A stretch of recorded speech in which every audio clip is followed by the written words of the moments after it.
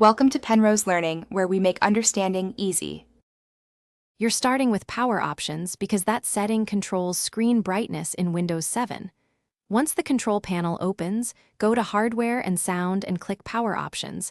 This routes you to the right controls quickly. Make sure you're working on the laptop itself or a monitor that supports software dimming.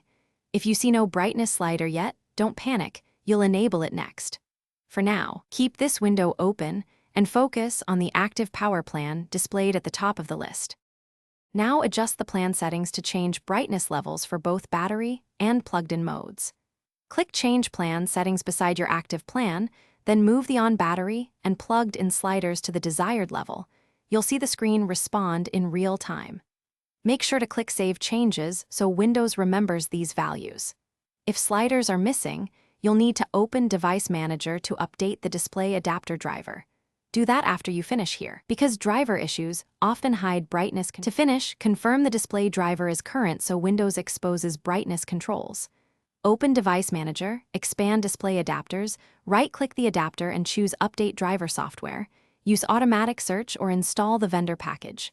Once updated, return to Power Options and verify sliders reappear.